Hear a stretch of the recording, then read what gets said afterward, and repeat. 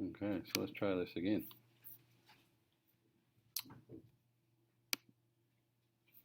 There we go, working now. Kind of weird, I was changing screens here and that screen up there wasn't changing, so threw me off. Yeah, so here we are again, into November. So November is going to fly by.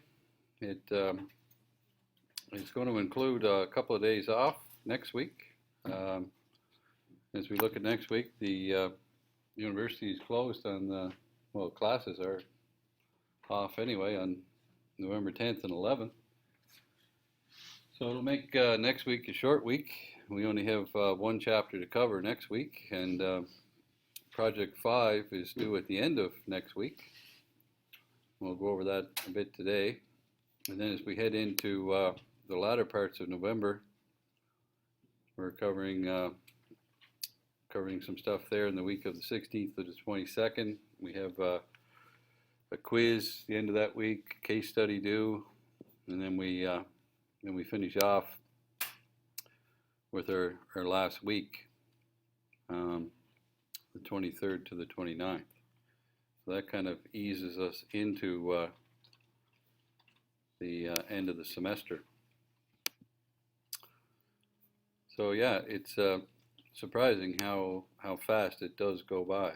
And you know, when we first started the course, we talked about the fact that we're going to try to line up our projects in the same way the book kind of lines up this whole data turning into information, information turning into knowledge, and then knowledge turning into wisdom, if that is possible. And here we are looking at knowledge in this chapter. So when we look at projects 1 and 2, they're kind of down here. They were kind of you know, taking, you know, a big bunch of data and turning it around and turning it into a pivot table and summarizing it. So we kind of had projects 1 and 2 in this space, and then projects 3 and 4 kind of worked us into coming up with information that wouldn't be easy to see if you were just looking at the data. So we made it mean something, right? We made that data mean something in projects 3 and 4. And as we move into projects 5 and 6, we're kind of operating in this area here, where we're going to gain some insight from that information, and it's going to help us make a decision. And that's kind of what these projects are all about. These projects are all about decision making. And now that we have the information, we can act on it. We have what we need to know in order to make that decision. And these projects here were more on decision analysis. We were still kind of in the analysis stage, analyzing. And it's not until projects 5 and 6 where we actually get to use the software to help us make a decision. So yeah, it's been a wild ride up to this point for sure. So yeah, today we're going to look at the whole area of managing knowledge, and I'll point out you know, the parts of Project 5 that tie into managing knowledge, and the parts of Project 5 that help you make a decision.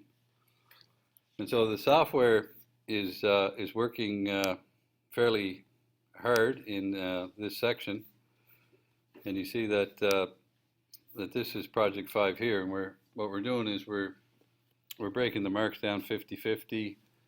There's a little bit of work on commissions and using an if statement and a VLOOKUP to help us make sense of the pay. The pay includes regular weekly pay, and it also includes commissions. If the person sells a certain amount, they will get a percentage of those sales. And then there's also a bonus if they achieve a certain amount of sales. So sometimes the remuneration for workers gets, complicated enough where we need to employ software to figure it out for us, and especially if there's a large group. For a few, it's not so bad, right? But it's like anything else. The bigger it gets, the grander the problem, for sure. And then we're going to look at kind of a HR application in the second part of Project 5, and it's has to do with calculating retirement age and looking at frequency distribution and date formulas. So let's have a look first then at the commissions one, and the problem for that is expressed in these paragraphs. And what we're going to be doing is using a formula that will make it a decision based upon the value of the data for calculating sales commissions. Using the commissions worksheet below, we're going to create the following. In the commissions column of the worksheet, we're going to put in an if statement with the appropriate reference to the commission rate, and that's going to help us compute the commissions if their sales were $12,000 or more. And then using a bonus table that appears below the named range and has a named range of bonus, and it also appears down there. We haven't seen that yet. We're going to use a VLOOKUP. What a VLOOKUP is a vertical lookup. There's vertical and there's horizontal lookups, and these are real handy if you're looking for information in a table. It could be a tax table, it could be distance table from one city to another. Anytime you're faced with working with tables and amounts, it's handy to use the VLOOKUP and the HLOOKUP. And then what we're going to do is calculate the total earnings, and then finally what we're going to do is give these employees a rating. And the rating is going to be either an A, B, or C, and they qualify for an A if all their earnings are $7,500 or more, a B if it's $5,000 or more, and a C if it's $1,500 or more. So that's what we're going to do. So looking at the numbers, this is what they look like. This is the spreadsheet here. If I can get it all on one screen here, I will. There we go. That's close enough, I guess. And what we can see is that there's a commission rate up at the top, and it's 3%. The idea is that you have sales, you have commissions, you have bonuses, monthly salary, and total earnings. And the total earnings is basically the sum of their monthly salary plus their bonus plus their commission, right? And the only reason why we have that sales column there is so that we can calculate their commission. So if we look at the first one, for example, Barbara Pearl, her bonus is $225 and her monthly salary is $4,500, so she's going to get $47.25. And she doesn't qualify for any commissions because she hasn't sold $12,000 or more in merchandise. So the first one that we run into that qualifies for that is Chad Lewis, and he sold $12,250, so he gets a bit of a commission there. Okay, so right off the bat, the commission column then requires us to put in an if statement. And so the if statement is formulated with if B40, which is the total merchandise sales of $85.59, is greater than 12,000. And the way these if statements work is they have kind of a pattern to them. If, and then the condition, is specified, then we do something, and else we do something else. And these are broken up with commas and usually enclosed in brackets. So we have a test condition, and in our case it's if the amount in B40 is greater than 12,000. So B40 greater than 12,000. Then we will do something. And that something is, we will take the amount that's in B36 and multiply it by B40. So we'll take B36 and we'll multiply that by B40. B40 will be the merchandise sales. And our else, in this case, is 0. So else, they get 0. They don't get any commission. Now, we have to put anchors around this address here, this B36. I know they're dollar signs, but they don't actually mean dollar signs. They mean anchors. And the reason why we have to anchor that address is because the commission rate of 3% is only in one cell. And so if we were to copy this formula down, we don't want that to change to B36, or B37, I should say. We always want it to be B36, so we have to anchor it, and that's what the dollar signs do. Everything else can change, so as we copy the formula down to the next row, that'll change to B41, and this will change to B41, and that's fine. But we never want B36 to change, so we have to put dollar signs in front of it. And then that's all encased in an if statement with an equal sign and brackets around it, and everything looks fine. So that's the general format of all our if statements. If the condition, then we do something, else we do something else. In this case, there's no calculation, it's just a 0. But there could be a calculation, right? On the else condition. But in this case, there's not. So in the first one we see there, the reason why she doesn't get any commission is because she failed the first condition, right? The first test. She didn't pass this, so it took us right over to 0. There was no calculation done.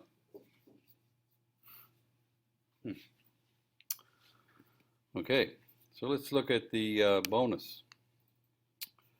The bonus is a VLOOKUP. So in this formula here, the VLOOKUP, and what we have to put in there is B40. That's what we're looking for. We're looking for B40, and it's in a place called bonus amounts. And I'll explain what that is, and I'll explain what the 2 is. Okay, so with Excel, you can put in cell addresses, but you can also put in names. And so down here what we see is the table that contains the bonuses. And what I've done is I've created a name, call it bonus amounts.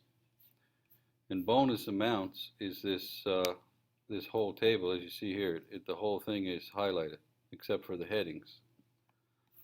So rather than say, and I could have said A59 to B90, I could have said that, right? I could have said A59 to B90 and not use the name. But it makes more sense to name. If that table is never going to change, then why wouldn't you give it a name? It's just easier to read when you see the formula, right? But this here would work just as well.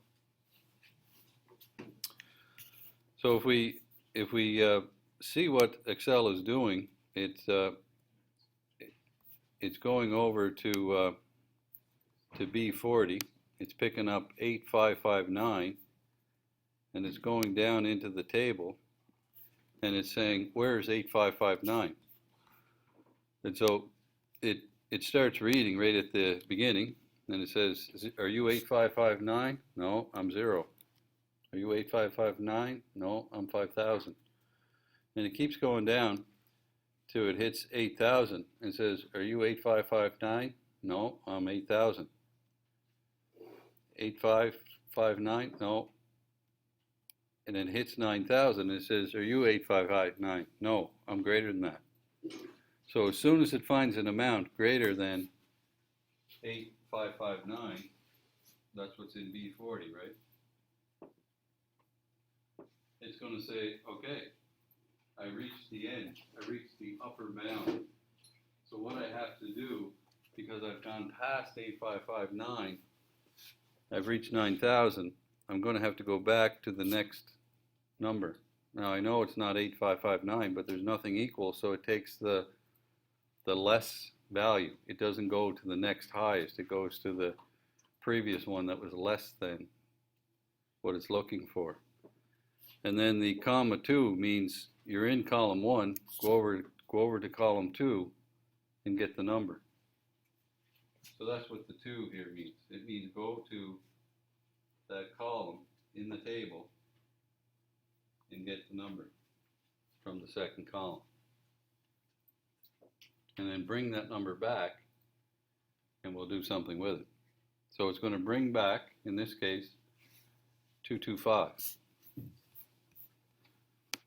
So the 225 ends up right there. 225. Oh, pretty neat, eh? You know, if this was hundreds of employees, you know, this would be a massive effort, right? To calculate commissions and bonuses for hundreds of employees, and you know, it would really be a big job. But it's not so bad. We only have a few here. You know, intentionally did that so they'd all fit on the screen and we could see them. But this thing could grow. So that's basically what the VLOOKUP does, and that's what the if statement does. And this we called it. This is actually called a named range. It has nothing to do with VLOOKUP, but I figured now was the time to start talking about named tables or named ranges. We could have used that before now, but we just didn't, right? Yeah. Okay. So you're given the monthly salary. You don't have to calculate anything there. It's $4,500. You're also given this sales amount. This is just the number that's given to you, this 8559. And then you do have to put a formula in here. This basically adds up the commissions plus the bonus plus the monthly salary, and that adds up to $4,725. So you do have to put a formula in there. And then the last column. How are we going to figure out whether they get an A, B, or C? And for that we have to use a nested if statement. Sounds like fun. Board space here to write. Oh gosh, brand new board. Good. Okay, so let's start with if. So what we're going to do is the same thing, right? It has a condition. It has a then, and it has an else.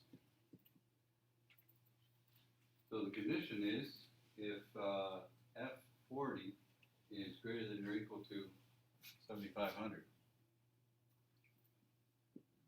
Greater than or equal to 7,500. Then we have to do something.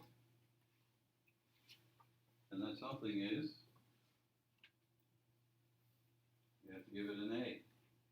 So the person's going to get an A. Good.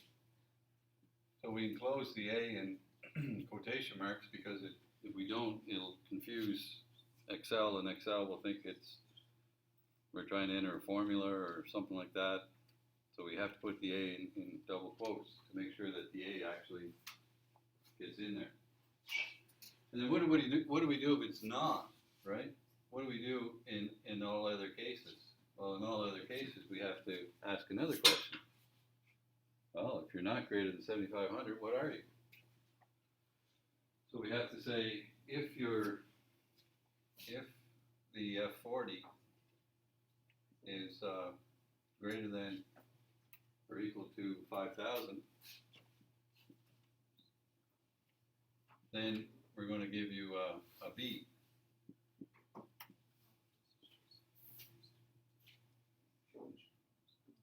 And then the else would be another if statement, right?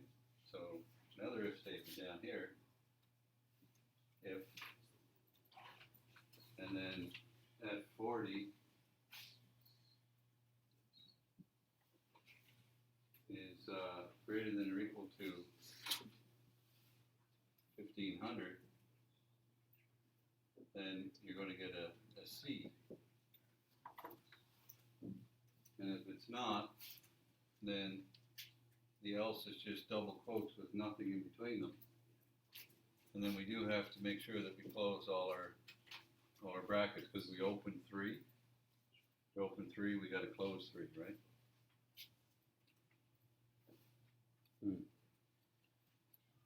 That's what programmers do all day. They work with logic, right? Very logical, isn't it? If this, then this, else this, right? Yeah. So yeah, we can build that logic, and that's what it is, right? It's building a logical statement into a spreadsheet. And these are what we need to help us make a decision, right? Because we are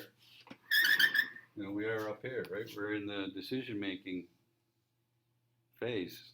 And so the feeling is that knowing this should help us make a decision. So if the decision was, we need all your best salespeople, please identify, who are your best salespeople. Well, I would say everybody that's an A. Who's that? Well, we've got Brent Cohn and we've got Elaine Jacobson. Top salespeople, right there. There you go. Right? So, yeah, decision has been made. There you are. So, yeah, that's, it is helpful. It is logical. It gets us to a point where we can make a decision. It doesn't make the decision for us, but it does what software should do, is help us make a decision. And that's what we see here in this spreadsheet. So that's the first part of Project 5. So you can see it consists of that sheet and then the bonus table down below, and all of those other values are just copied. Once you get the first row working, right? Just a matter of copying everything down, and then you might have to put in some formulas here to add up the columns once you get them all calculated. That's about it.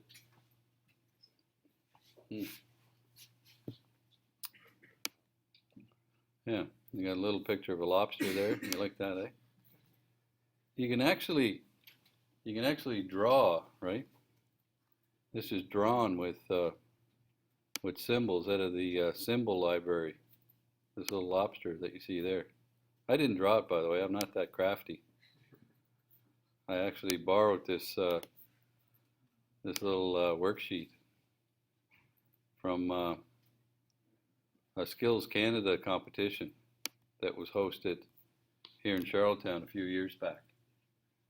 And what Skills Canada is high school students, grades 10 through 12, 10, 11, and 12, they actually compete on skills, right?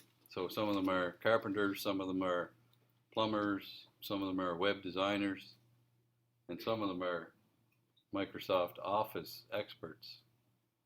And this was one of the challenges that was given at the Skills Canada competition. And the students were basically given what you're given in this project. You know, here's the instructions. Here's what it should look like. Because we're on PEI, here's a little lobster. And you have, you know, X number of minutes to do it. Go do it. It's competition. That's what it was. Yeah. So I worked at that part of it. I was part of the group that was supervising this competition. So least they could do was let me use some of their spreadsheets. Yeah. Yeah. So that's the first one, and it is pretty handy for sure. Okay, so the second one, like I said, is kind of a HR application, but just like the first one, it is going to provide us with knowledge that we can use to make a decision, and that's the area that we're operating in. So in this area here, human resource manager, you are interested in finding out when employees are due to retire. This information is critical in order to plan for new hiring that the company will have to do in order to replace these retirees. You have been given a worksheet that has required employees' information along with the hiring date, the birth date for each employee. These dates are needed in order to calculate the year that the employee will be retiring, or at least they're eligible to retire. They may or may not, right? The company has what's called a rule of 80, which means that employees can retire once their age in service reaches a total of 80 years. And this is quite common, right? A lot of places have this, especially in government and near government organizations. Some of them have moved it up to a rule of 85. Some of them have moved it up to a rule of 90. Your age in your service have to add up to either 80, 85, or 90. And once it hits that magic number, you can retire if you choose to do so. So the solution to this assignment then will require you to use arithmetic, or data arithmetic I should say, to calculate the age of employees as well as the number of years that they've been employed. You'll also have to use a frequency distribution table that shows how many employees are retiring each year, and the frequency formula requires that you enter the formulas as an array of formulas. I probably should say as an array of formulae to be correct there. You have to check the help system if you do have a problem putting this formula in, but I don't think you will, because we'll go over it here. Anyway, the requirements are to use formulas presented in class to calculate the years of service, the age of the employees, and to use the formula to calculate the total age in service and determine what year the employee will retire. Okay, let's see what this one looks like. Yeah, everything's kind of messed up here. It's not supposed to be there.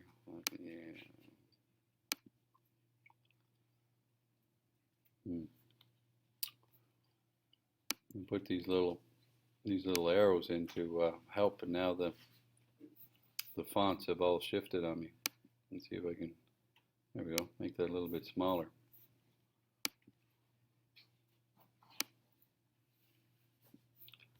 Just needs to go to about 10. There we go. That's all right. Okay, so you are going to be given the hire date and the birth date, and the gender and the clearance and all that stuff will be given to you. And the first thing you have to do is calculate age. So believe it or not, Excel actually has a calendar system built right into it. It does. And because of that, you can do date calculations. Now the calendar in Excel starts on January 1st, 1900. It didn't see any reason why anybody would have to go back any further than that. And in most applications, and I haven't run into any yet, it's fine. I've never had to calculate a date prior to January 1st, 1900. So it's all good. So if you think of it, what they've done is they've given every date since that the next number. So January 1st, 1900 was day 1. So if it was day 1, the next day, January 2nd, 1900 was day 2.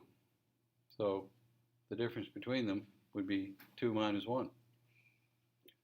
So what date are we at now, as far as a numbers goes? Well, let's see.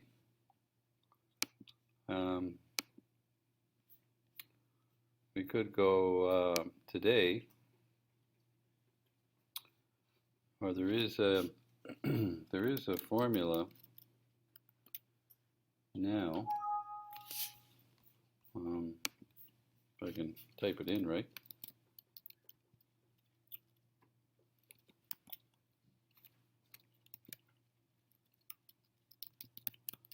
Let's see if that'll give it to us now today. No.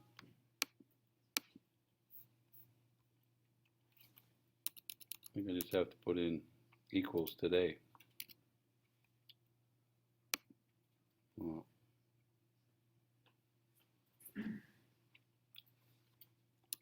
anyway, let's put in November. What is this? November 4th, 2014. There. Now, November 4th, 2014, and I typed it in, and I'm on a Mac system, so my dates in Mac world are going to come out maybe a little bit different. In whether you have number first or month first or year last, it really doesn't matter, because you can format that for any date that you want. And you know, if the person says, well, I don't like dates that way, then okay, we can have month and year, or you can have hours, minutes, and seconds if you want, or you can design your own, right? You can use month, day, year if you want. So if we want month, day, year, it comes out 11/4/14. So you can go into format and format this cell for whatever you want. And because I typed in a date, it actually chose the format for me. But what I was trying to get was, I was trying to get a number actually. So I'm going to format this for a number. I'm going to say OK. So here's the date number of today.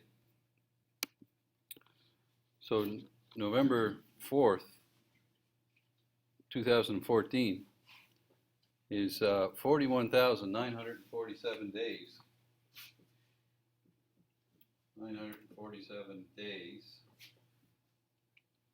since January 1st, 1900.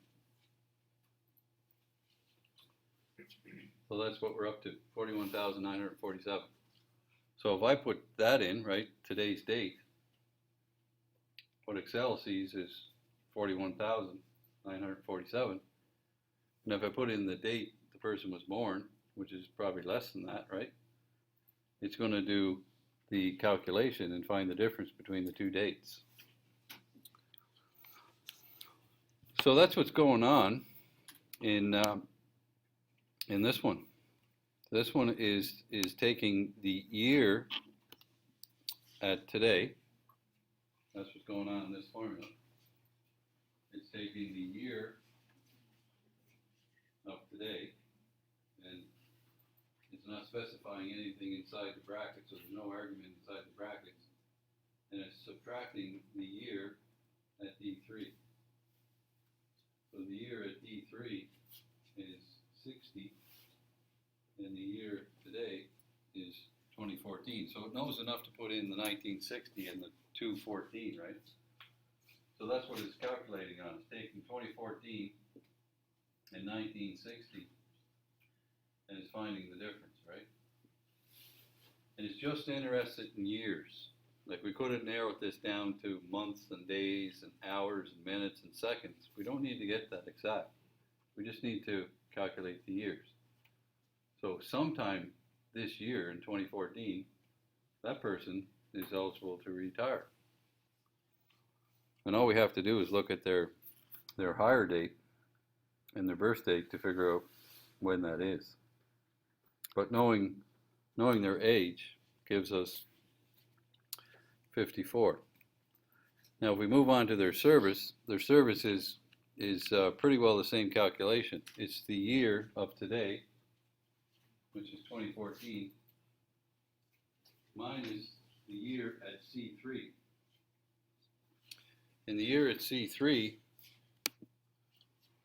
was 1988. That was under their hire column. So they were hired on the 8th day of the 8th month, 1988. So again, it's doing the same thing. It's 2014 minus 1988 to give us 26. So 26 and 54 spells freedom. Boom, you reach the magic age, right? So all we're doing with this is summing G25 to H25, or you could add them together, wouldn't matter. You could add, G25 to H25 and get 80. You don't have to use sum. And that's it. 54 plus 26 is 80. So sometime in 2014, we've got a winner. A person can retire. And so what we do then is we figure out what is their retirement year. And so in this formula, what we have is we have 80 minus I-25 divided by 2 plus the year today. That's kind of different, eh? Why is that? Why would we take 80 minus I-25, which is also 80, divide that by 2 and add it to the year today? That's kind of strange. So let's see what's going on here. So we take the constant 80 and we're going to subtract from that. It's not I3. It's actually, they move the formula. It's up there. It's I-25. And the way they write their I's, it looks like a 1, but it's actually an I, right? So we got this 80 minus I-25, and then this whole thing is divided by 2, and then we're going to add the year of today to that.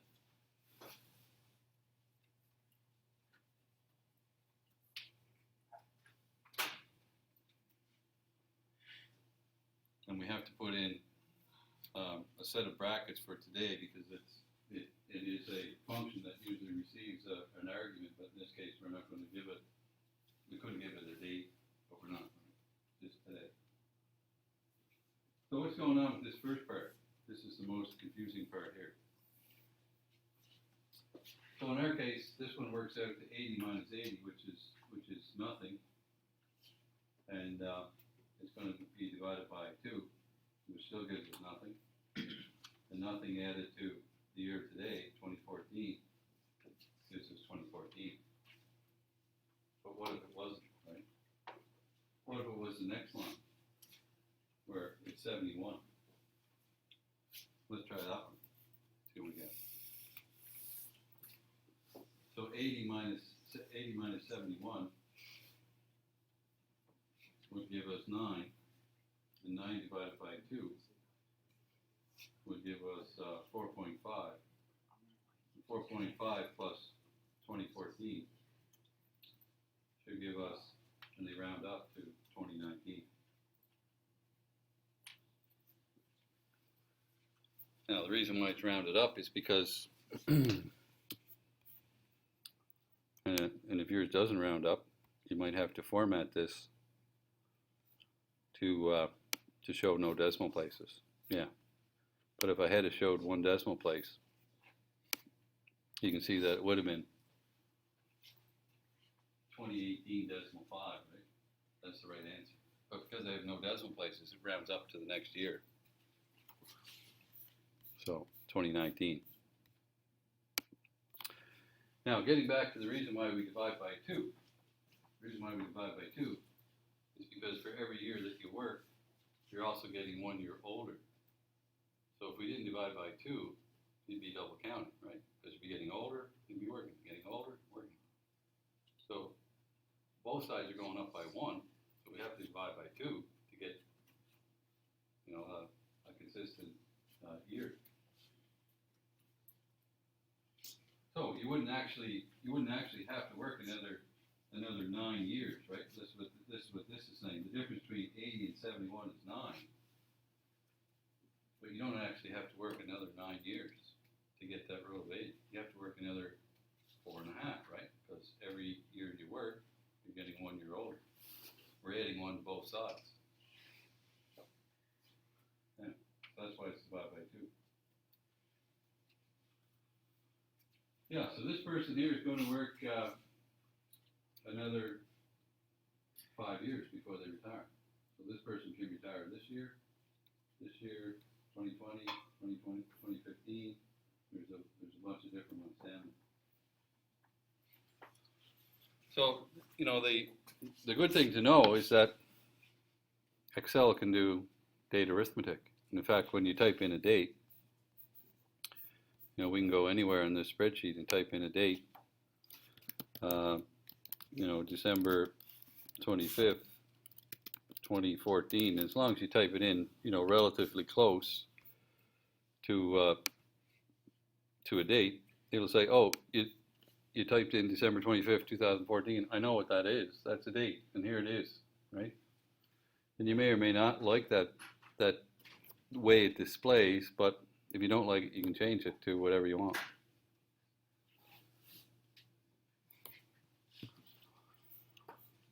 Okay. So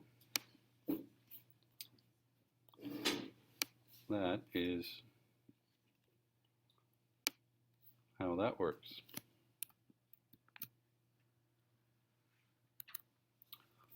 Okay. So let me clear off a few things here so that we don't have too much on the screen. Let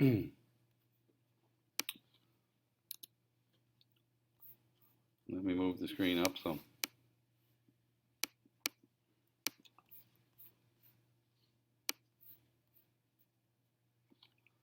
And I'll clear a few of these things off so we don't have to look at them.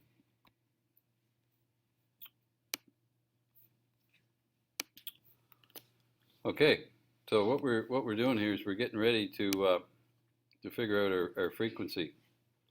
And once we do that, we're going to turn our frequency into a chart that looks like this. So this will put that in front of a HR manager and say, look, you better get ready for this year because look what's going to happen. A lot of retirements are going to happen over the next 5 to 6 years. So now is the time to plan for that. What are you going to do when these people leave? Right? You have to backfill with new people. So what we do is this column here you can call it anything. I think in the assignment I actually changed it from bin to frequency years or something like that. It's just basically the years that you want to see in the graph. Starting with 2010. Maybe there's some people around that haven't retired yet. 2011, 2012, and we would keep going with that, right, all the way out to whatever we wanted to. See what I did there? Pretty neat, eh? That's what Excel can do. It can fill in the column for you if you want. Let me just clear that and show you what happened. I typed in 2010, 2011, and you have to type in 2 or 3 before it catches on to what you're doing, right? Oh, and by the time you get there, you say, you should have given it enough so that it has learned what you're doing. I'm typing in consecutive years, consecutive numbers. So you grab this little fill handle down here, and you just drag it down, and it fills in the rest. Save you some time, eh?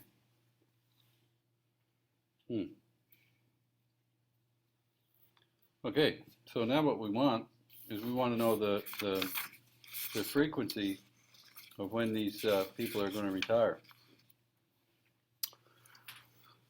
So now that we have these numbers in, what we're going to do is get the formula to recognize these retirement years. When do these retirement years fall into these bin values? So let's just play a computer here for a minute. Let's count up to 2014 to see how many we've got. We've got one there's 2, and that's it. Let's count up 2015s, right? One there's 3. We can do that, right? That's not much fun. Wouldn't it be a little bit more fun if we told Excel to do it? Like, go to 2010 and find all the 2010s in here. Find all the 2011s in here, and so on and so forth. And when you find them, count them up and put the frequency beside the years. Excel should be able to do that. So, in order to do that, what we have to do is we have to put a formula into here. Now, you'll notice that I've highlighted where I want the formula to go in every cell before I put the formula in. That's different, right? Usually we just go to a cell and we just type the formula in and we copy and paste it all the way down the column. But this formula is different. This formula, you actually have to highlight everywhere you want the formula to be before you type anything. So then we type the formula. And I think I have it here. Yes, I do. So before I erased it, I copied it because I didn't want to have to remember what it was. Born in the dark, but it wasn't last night, was it? Okay. So, what am I saying in that formula? I'm saying frequency J25 to J51, comma L25 to L45. You notice that these are different lengths, right? And they can be, because all I'm asking for is to go to this column of numbers and find out how frequent those numbers are in these numbers. The same way we did it when we played computer, right? How many 2014s are there? There's 1, 2, and that's it, right? We can do that. And what we're doing is we're looking in this column, we're counting up, how many 2010s, how many 2011s, how many 2013s are there? And we're putting the number, our count, goes in here. So there's our formula.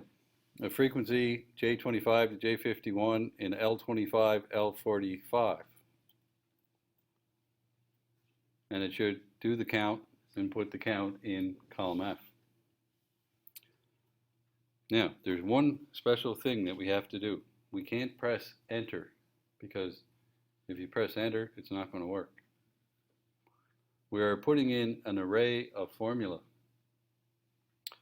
So in order to do that, we have to hold the control key, the shift key, and the enter key. So hold the control shift with your left hand and press the enter key with your right hand, and voila, there it is. So we have one person retiring in 2010, one person in 2013, two in 2014, three in 2015, so on and so forth, all the way down. Now, one thing you'll notice that it did there, if you look closely at the formula, you see that it put little squiggly brackets around it. And that's all I call them. I don't have the proper name for them. Perhaps it's a science thing, I don't know. Some people call them brace brackets. You'll know you did it right when you say, where the heck did they come from? I didn't type them in. That's right, you didn't. Excel puts them in because it's a special kind of formula. It's an array of formulas, right? And starting off, we had to highlight where we wanted the formula to be, and then we had to type the formula in, and then we had to do this Control Shift Enter, and boom, there it is, right? So you hold down the Control key and the Shift key on that side of your keyboard, and then over here on this side of the keyboard, you press Enter. So you do have to have two hands. Or one hand and a foot to operate this. Yes. There we go. So that's different, eh? But what that gives us, and what we see down here, is it gives us knowledge, right? It gives us something that we can act upon. And we have a picture of it in the frequency distribution chart, right?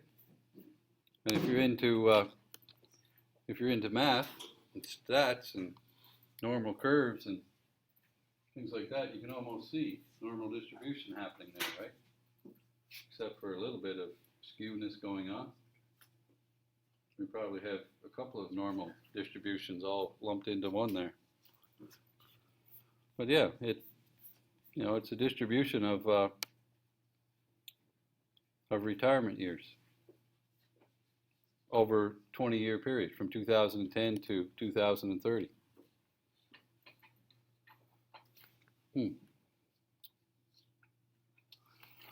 So to plot that, right, you would just highlight these two columns, and then you would insert column chart.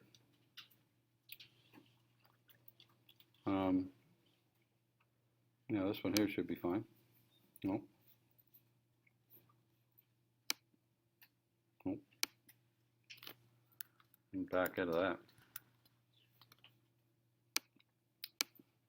I can remember how I did that now. Retirement year.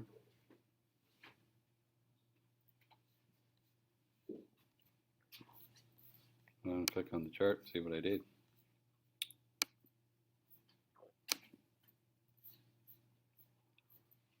(2010) is the years.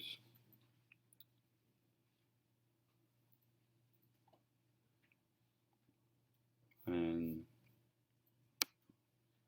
that was series 1.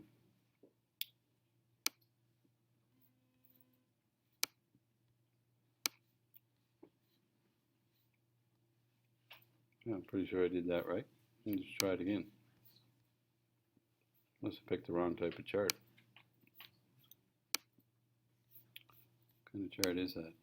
The design. Chart type. The column chart. That's the one I picked.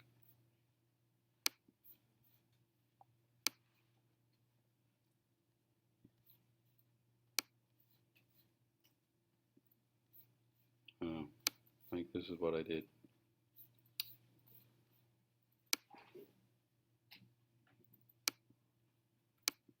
Yeah, that looks better. I didn't highlight the two columns at all. I just highlighted one column, which is where the numbers are. and then we dressed it up with selecting data for the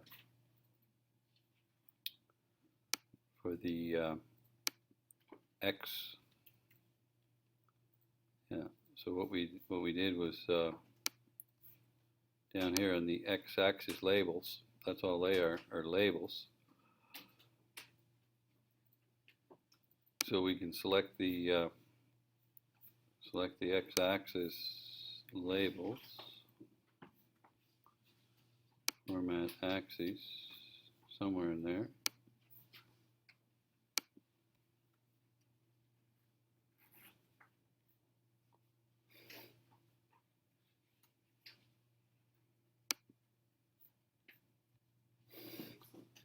And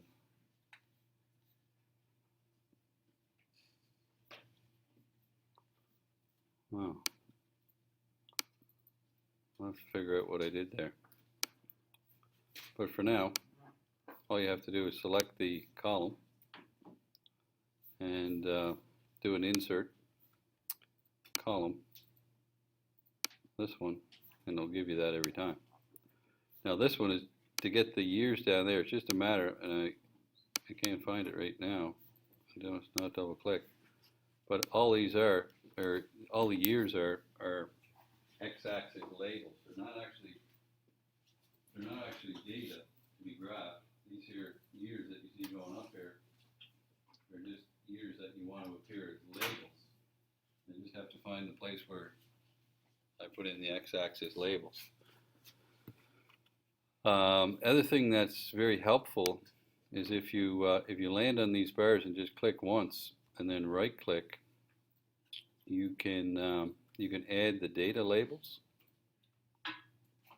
and that's handy too, because then you get the numbers appearing on the top of the bars, and that's really handy. Then you don't have to look over in the Y and see what it is, right? Yeah. So that's what we did, and that's what's down here. Maybe I can figure this out.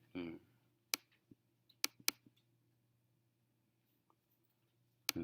Anyway, I'll figure that out. I'll let you know next time. Yeah. Charts are a great thing, but if you don't use them a lot, they quickly fade. Yeah, so that's Project 5, and that's our retirement analysis and our frequency distribution. And you can see, by looking at what we've done here, we've used logical functions. We did date calculations. All of that is bringing us closer, right? And it's moving us, kind of moving us up the food chain here, where these projects that we're doing are not really what you call more difficult, but a little bit more thought, a little bit more rigor is put into them, because what you want out of them is something that would help you with decision making, right? And that's where we're at. Yeah. So that won't be the only time that we'll look at that, but we'll look at that again when we move closer to the 15th. This is only the 4th, so we do have a couple more classes before we get to that point. And we have a little bit of time left to break into chapter 11 and see what's going on there. So similar to what I put on the board, where we have data going to information, going to knowledge, going to wisdom, that's what they have in words, right? And they probably do a little bit more justice to it than my diagram did. They talk about data being a flow of events or transactions. They talk about information being data organized into categories. Knowledge is patterns, rules, context to provide framework. And then they do say that knowledge can either be tacit or explicit. And tacit means that it's not documented, and explicit means that it is, right? That's just too easy. But a working definition for tacit would be like, how did you know to do that, right? How did you know that was the right decision to make? And some people will know that just because it felt right, or just because they've seen it before and this is what they did, and they learn from that. But it's not written down anywhere. And so that is a very strange form of knowledge, to know how to do something and not know, or not, maybe not being even able to explain why you did it. As opposed to something that's very rigid, right? Something that's explicit. It's written down, it's in the book. Step 1, step 2, step 3, you're done. And that's really the difference between tacit and explicit. And getting back to our project, some of these people that are retiring, right? They leave with a lot of that tacit knowledge that, what do we do when it's gone, right? It's gone. You can't store it. It's gone with the person. And sometimes that's very threatening for an organization. And that's why knowledge management is important in information systems, because what we can do is we can build systems to capture some of this tacit knowledge. Capturing the explicit stuff is no problem. Just build a database and dump it all in. But how do you capture the stuff that's not written down? That's where it gets a little bit more tricky, right? Then they go on to say that even if we want to go past knowledge and get into wisdom, discussion of that is the collective and individual experience of applying knowledge to the solution or problem. So you've actually had a chance to use the knowledge and applied it and see how it works, and you learn from that, right? And so if we look at knowledge as an asset to the firm, there is a dollar value attached to it, right? It's one of those intangible assets that you see on your balance sheet. Tangible and intangible assets. And for all the non-business majors, you'll be saying, what the heck are you talking about? Balance sheet. Yeah. Well, in business, we have what's called a balance sheet, where we have assets, and assets equals liabilities plus owner's equity, right? You have things that are called assets, and they're worth money. The other side of the sheet, you either owe money for those things, you don't really own them, or you own them. And that's what we call owner's equity. So this is one of those assets that is intangible. We didn't actually buy it. We didn't actually write a check for it, but we have it. What's it worth? I don't know, right? Put a number on it. What is a customer that returns to your store every week to buy from you? What is that worth? Well, that's an intangible asset, right? That's customer loyalty that you built up over years. But if you've built that up over years, that's worth something. That's an intangible asset. So this is where accounting kind of gets spooky, right? We say, really, right? Tangible asset, eh? Almost sounds like Halloween all over again. But it is true. We do attach a dollar figure to that. And knowledge has a location. And this is where it kind of gets philosophical, right? Knowledge has a location. A cognitive event, both social and individual. I like this line, sticky. Knowledge is sticky. Sometimes it is, right? Sometimes it's not. It's hard to move. It's situated or enmeshed in firm's culture. Contextual, which works only in certain situations. So, in context, you would have done this if you were in this situation, but you weren't, so you did this, right? So, based on where you are, what you're doing, in context, you might do one thing versus another. So that's interesting too. It is contextual and it is conditional. So, yeah, that's interesting to know that. Yeah, and knowledge has a value chain. So let's look at the value chain.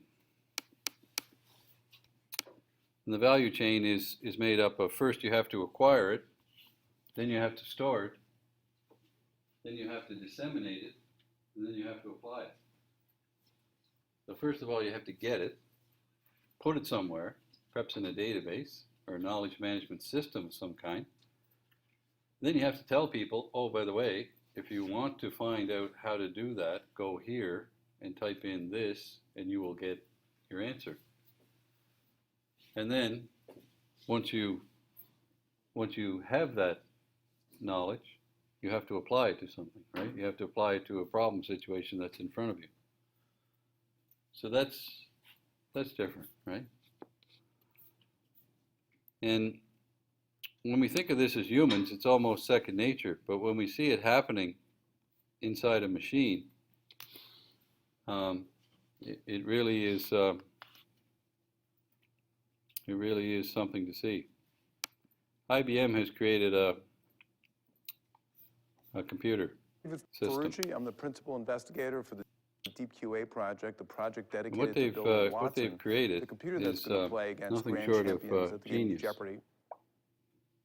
Why did we even attack this? I often get asked this question. When you envision the future, at least when I do, you think about computers capable of understanding and interacting in natural language. You know, one of my big inspirations was the Star Trek computer, where, you know, Captain Picard or Kirk, you might have a favorite, just starts speaking to the computer. The computer understands the question, what he's looking for, produces answers, gives you confidence, right? Gives you summaries, gives you follow-up questions. I mean, that's exciting, that's cool. And when I think of the future, it has to be that way. We just can't imagine a future without it.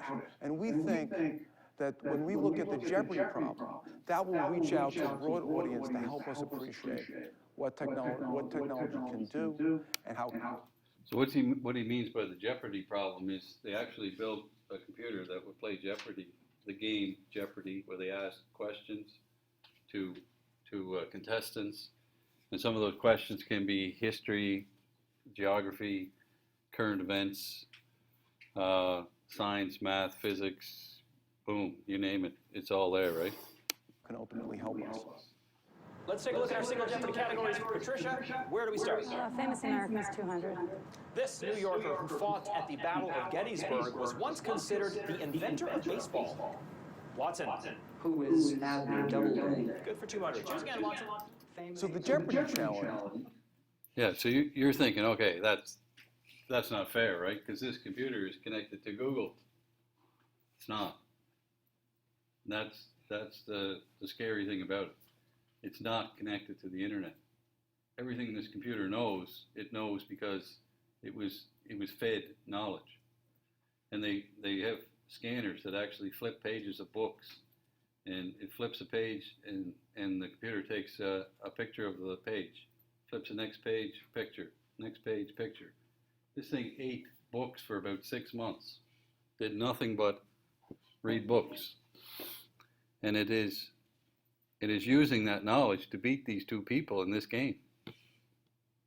Provides this compelling and notable way to drive and measure the technology of automatic open domain question answering.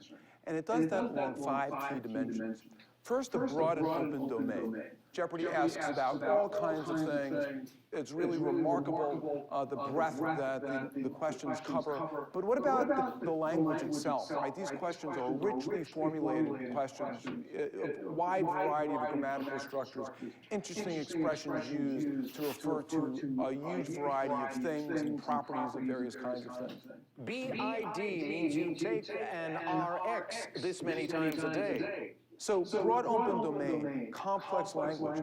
Also, you have to have very high precision to be good at this game, and we're going to talk about how high in a bit. You have to really know your stuff. But one of the most important aspects of Jeopardy, and one of the things that really interested us, is the need for an accurate confidence.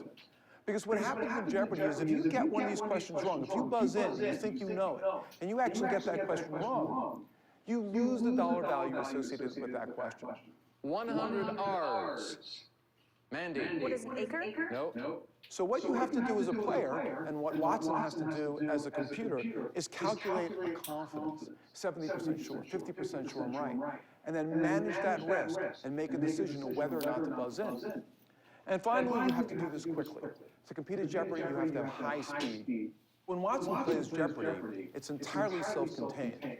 It's not connected to anything. It's not connected to the internet. It's not using web search.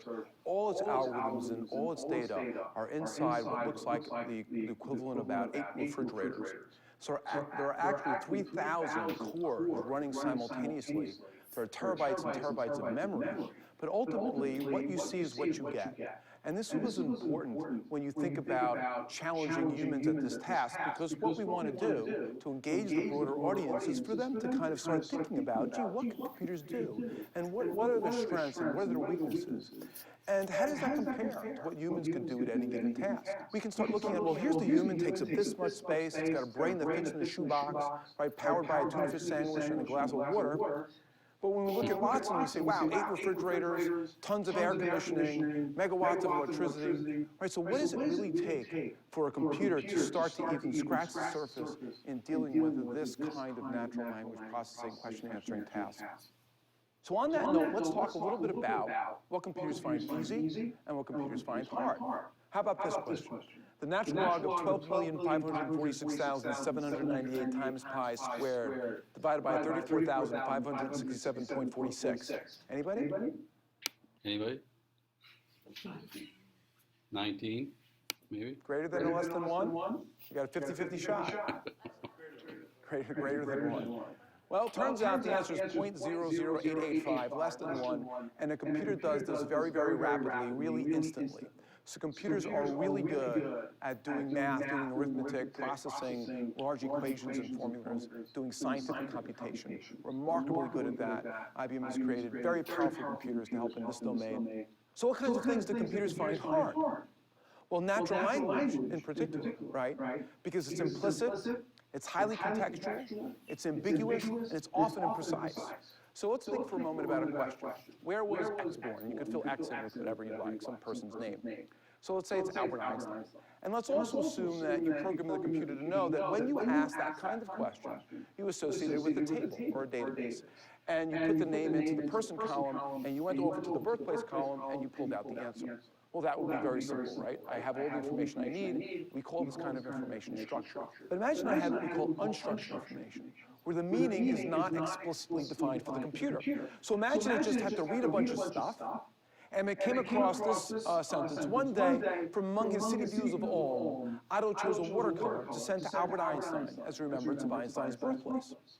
First of all, why would you pay any attention to the sentence? Because I couldn't tell it ahead of time that to answer this question, it had to read that sentence. In fact, it has to read a bunch of stuff. And it has to figure out that this sentence might answer that question. But why would it know that? It doesn't talk about anybody being born here. It talks about a birthplace.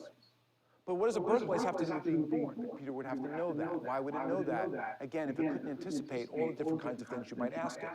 It has to know who the people are and who the places are and how they're related to one another. So maybe if it can figure all that out and parse that sentence, it can come up with an answer for Albert Einstein with some degree of certainty. How about this question? This fish was thought to be extinct millions of years ago until one was found off South Africa in 1938. Anybody? Coelacanth, very good. That's correct. And you can imagine that, if I just looked at this one question and thought, gee, I'm going to solve Jeopardy by building a big database of every question that can be asked about fish, every possible fish, and all the properties of fish. What would happen is I would cover like 0.001% of the data. There's no way I would be able to cover the huge breadth that's represented by the Jeopardy space. So we do not anticipate all questions and build specialized databases. Rather, our focus is to use as-is information, encyclopedias, dictionaries, plays, books, using information as it exists and making the computer smarter in analyzing that content to compute answers and confidences. Yeah. So, that was a look at Watson, and we'll pick it up there again the next day on Thursday.